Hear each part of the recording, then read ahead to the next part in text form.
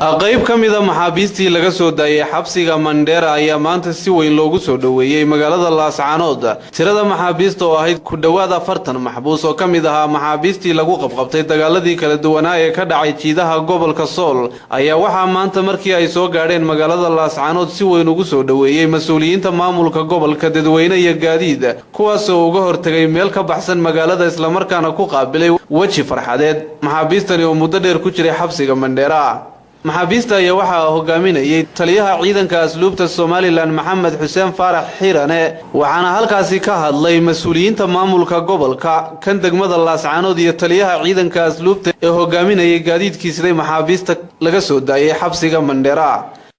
markii xigta madaxweynaha uu amaryeena sida fiican go'aamada adag ee qaatay nabadgelyada ku taageerayo waxaan kaloo ugu baaqaynaa dadka kaloo hadda banaanka inaga jiro reer Somaliland inay hubka iska dhigaan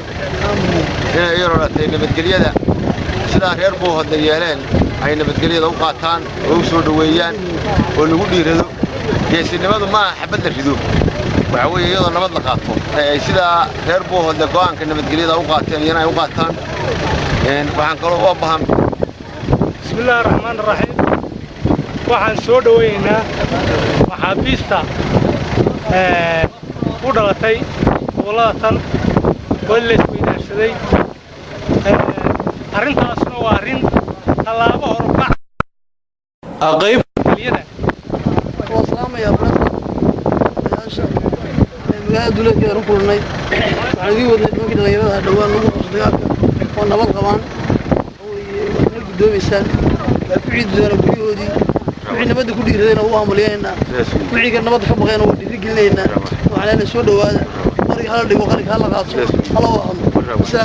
waxaa sidoo kale iyaguna dhinacooda halkaasi ka hadlay qaar ka mid ah odayaashii waxgaradka magaalada Laascaanood oo si weyn ugu mahad celiyay maamulka Somaliland soo deynta maxaabiistani oo muddo dheer ku jirtay xabsiyada Somaliland iyagoo sidoo kalena u mahad celin ballaaran u jeediyay hogaamiyaha SSC Saleebaan Xaglad Toosiye iyo wafdidii uu hogaaminayay ka qayb qaatay sidii loo soo deyn lahaa maxaabiistani.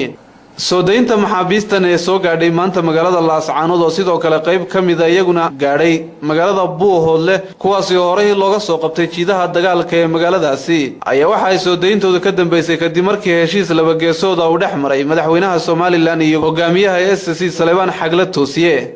Axmed Saakin Faarax TV-ga caalamiga Universal Laascaanood.